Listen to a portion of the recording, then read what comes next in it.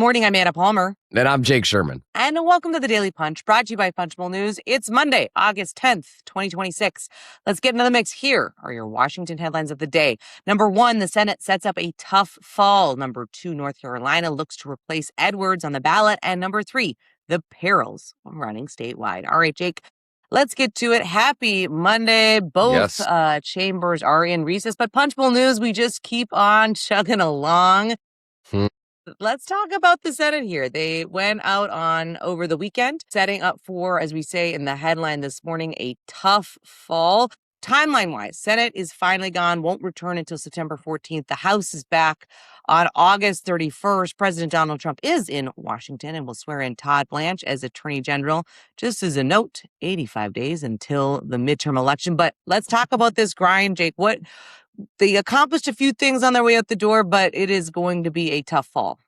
It sure is. They didn't do the Save America Act, which Donald Trump is pretty gung-ho about, let's say, to say the least. They did pass a CR, but this House still has to pass it. We haven't heard anything from the House on the Senate CR. They did not do anything on the NIL bill, which is a massive priority of a lot of people, including Ted Cruz, who, by the way, is somebody who knows how to turn the screws when he wants something done, as we've seen for the past, 17 years or so. They have the Clarity Act, which did not get done. All of those things are big priorities that they'll have to deal with when they get back. Listen, the big question here, and we could talk about this for a second, is the potentially irreconcilable, as Andrew and Brez write, irreconcilable goals of placating Donald Trump and stopping infighting in the Senate Republican Conference. I don't know that you can do both. They tried to do both over the last couple of weeks. I don't know that you could do both. I think that there's an argument to be made that the SAVE Act in its current form, and its current form is in reconciliation, is many months away. I mean, it's August. We wrote a couple of weeks ago, I believe it was, that it is unlikely that the SAVE Act and that Budget Reconciliation 3.0, we think it'll be done in the lame duck. I think it's more clear now that it probably will. That is probably the time it could get done. What do you think, Anna? And I think you bring up the kind of almost like, the irreconcilable kind of differences, right? Where the Trump administration is, where the president is himself when it comes to the SAVE Act. And you spoke to him last week, and where he basically said this is, they need to do the SAVE Act, that our government elections are like a third world country. I'm paraphrasing, but something like that.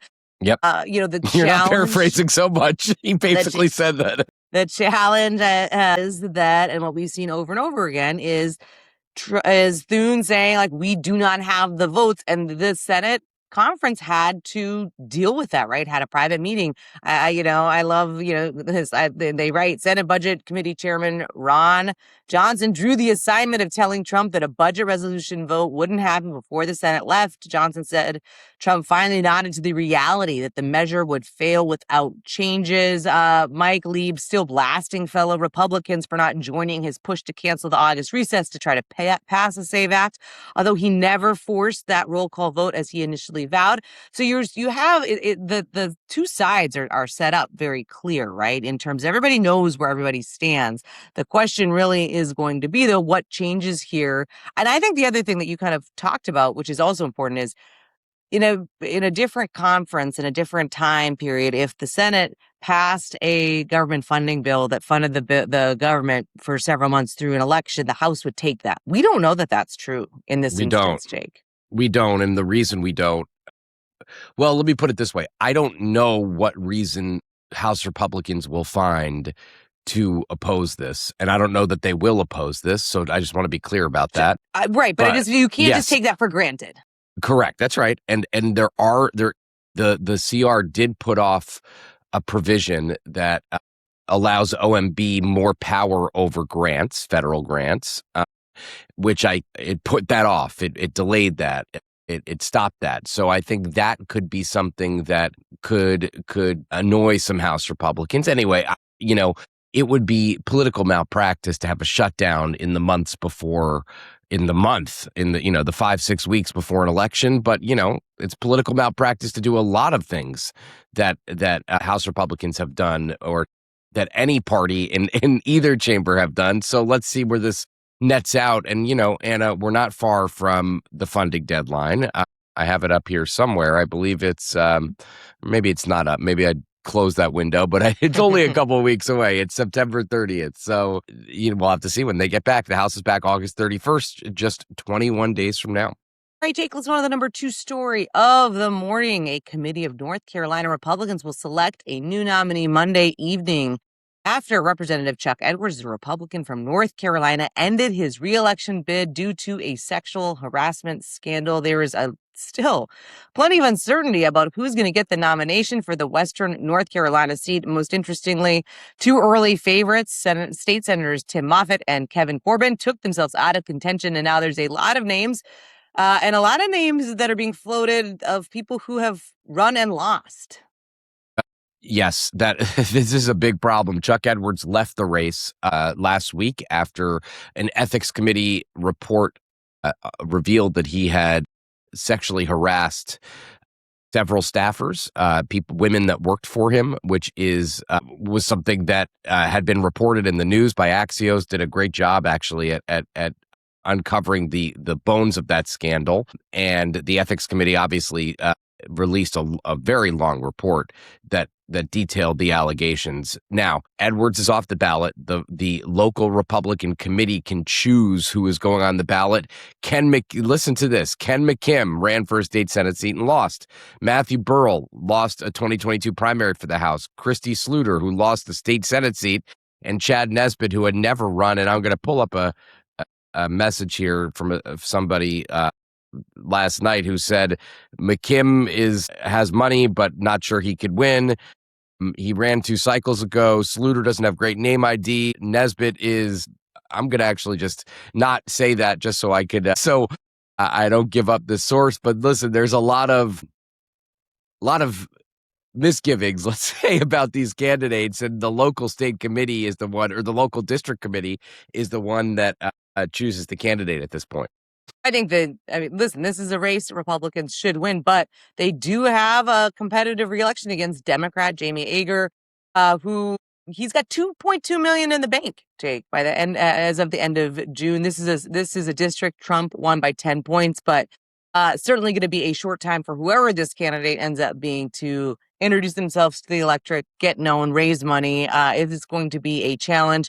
Going over to Ohio, Representative Max Miller, the Republican from Ohio, another Republican engulfed by personal scandal, has resisted calls to end his reelection bid. He would have had to have done that by last night, and that has not happened. So this is going to set up for certainly a contentious race, just like in North Carolina, because there's a lot of controversy here, but also this is a district that Trump won by roughly 11 points, Jake.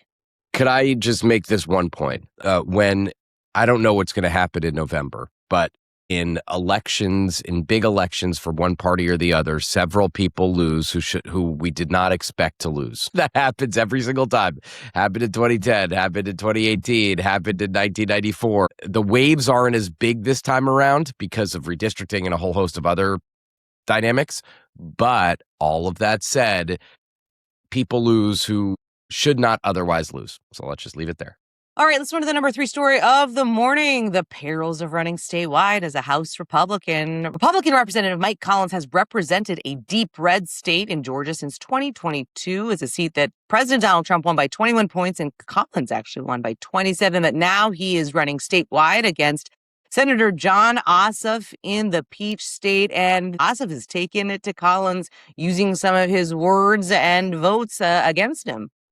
Yes, Mike Collins from a very deep red district, not the candidate that a lot of Republicans wanted in this race, and you could see why. He said that this ad by John Ossoff says he wants to Get off Social Security and get back into the workforce. Says it on repeat. Not a great message for a statewide candidate, Anna, in a state like Georgia or in any state across the country that, that the Republican candidate wants you to get off Social Security and get back into the workforce. We've seen that play many times before.